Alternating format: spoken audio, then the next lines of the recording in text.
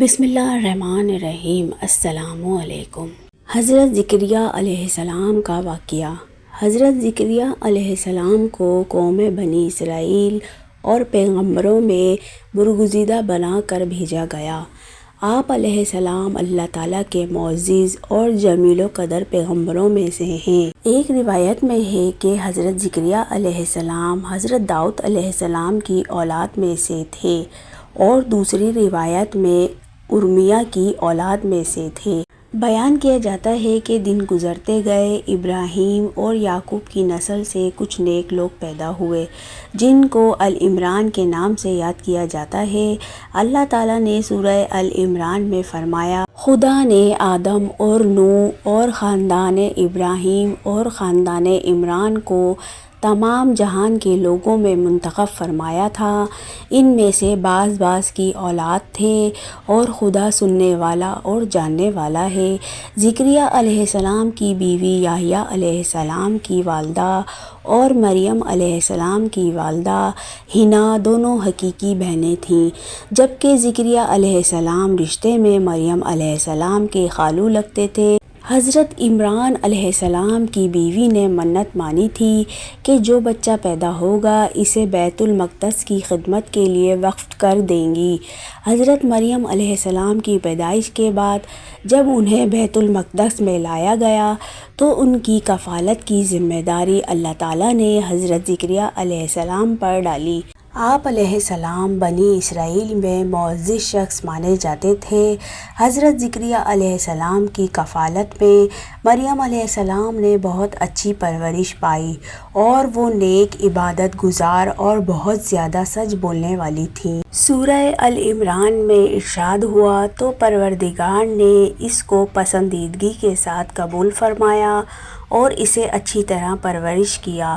اور زکریہ جب کبھی عبادت گاہ میں اس مریم علیہ السلام کے پاس جاتے تو اس کے پاس کھانا پاتے کی یہ کیفیت دیکھ کر ایک دن مریم سے پوچھنے لگے کہ مریم یہ کھانا تمہارے پاس کہاں سے آتا ہے؟ وہ بولی، خدا کے ہاں سے آتا ہے، بے شک خدا جسے چاہتا ہے بے شمار رزق دیتا ہے۔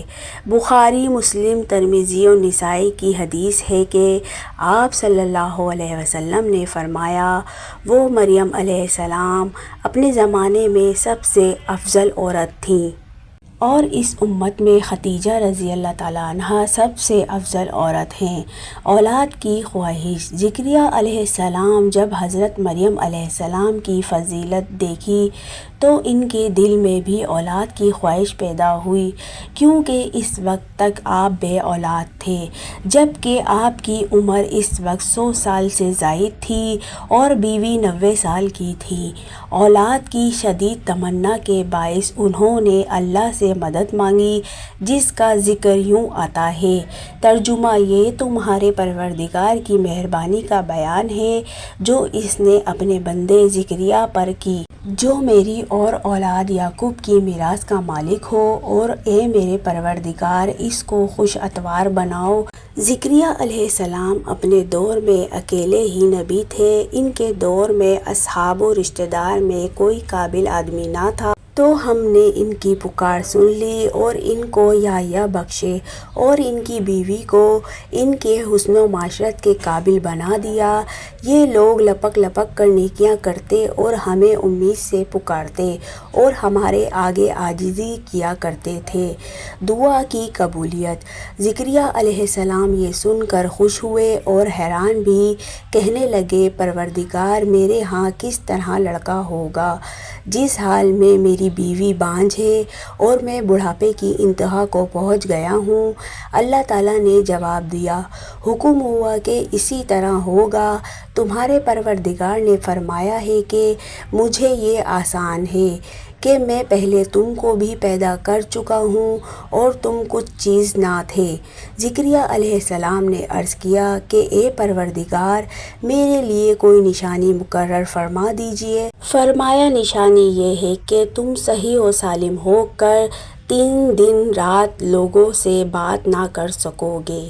جب اللہ نے نشانی ظاہر کی، چنانچہ جب وہ وقت آیا کہ آپ علیہ السلام بول سکتے تھے مگر بول نہ پائے اور صبح شام اللہ کی عبادت میں مصروف رہتے، یہ نشانی تھی کہ ان کے ہاں بچہ پیدا ہونے والا ہے۔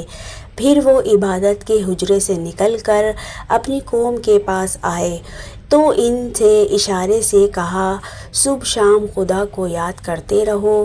اللہ تعالیٰ نے سورہ ال عمران میں فرمایا، وہ ابھی عبادت گاہ میں کھڑے نماز ہی پڑھ رہے تھے کہ فرشتوں نے آواز دی کہ زکریا خدا تمہیں یحییٰ کی بشارت دیتا ہے جو خدا کے فیض یعنی عیسیٰ کی تصدیق کریں گے اور سردار ہوں گے اور عورتوں سے رغبت نہ رکھنے والے اور خدا کے پیغمبر یعنی نیکوکاروں میں ہوں گے۔ اللہ تعالیٰ نے انہیں یحییٰ کے روپ میں انتہائی فرمانبردار، نیک، صالح، پرہیزگار اور عبادت گزار بیٹا عطا فرمایا۔ زکریا علیہ السلام اللہ تعالیٰ کا شکر بجا لائے اور قوم بنی اسرائیل کو وعظ و نصیحت کرتے رہے۔ بنی اسرائیل کی خباثت: جب بنی اسرائیل نے حضرت زکریا علیہ السلام کو مارنے کا قصد کیا تو آپ نے ظالموں سے بچنے کے لیے ایک درخت کے کھوکھلے تنے میں جاتے ہوئے دیکھا۔ جب وہاں پہنچے تو آپ کو کہیں نہ پایا۔ اتنے میں لوگوں کے پاس شیطان آیا اور بتایا کہ جس کو آپ تلاش کر رہے ہیں وہ یہاں ہے۔ اس کے بعد آپ کو شہید کر دیا گیا۔ نصیحت: انسان کتنے ہی بلند و بالا مقام پر پہنچ جائے اور اللہ کے ساتھ اسے زیادہ قرب حاصل ہو جائے تب بھی وہ اللہ کا بندہ ہی رہتا ہے اور کسی بھی بلندی پر پہنچ کر وہ اللہ یا اللہ کا بیٹا نہیں ہو سکتا، نہ اس کا شریک ہو سکتا ہے۔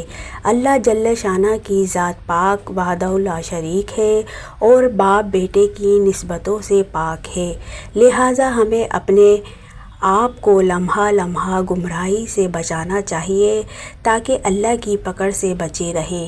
اس کے لیے ایمان کی مضبوطی ہر درجے لازم ہے۔ ایمان کے لیے لازم ہے کہ اس کے ساتھ اسلام بھی پایا جائے، اسی طرح حقیقی اسلام کے لیے شرط ہے کہ اس کے ساتھ ایمان بھی ہو۔ ایمان دین کی ہر اس بات کو دل سے سچا ماننے اور زبان سے ان کا اقرار کرنے اور اپنے عمل سے اس کو ظاہر کرنے کا نام ہے جو اللہ تعالیٰ نے اپنے بندوں پر مقرر کر دیا، جبکہ اسلام اطاعت، فرمانبرداری اور عمل کرنے کا نام ہے۔ اللہ تعالیٰ ہمیں پرہیزگاری عطا فرمائے اور دین کی تعلیمات پر پورے طور پر عمل پیرا ہونے کی توفیق عطا فرمائے، آمین یا رب العالمین۔ Subscribe my channel and hit the bell icon, like کریں، شیئر کریں پلیز۔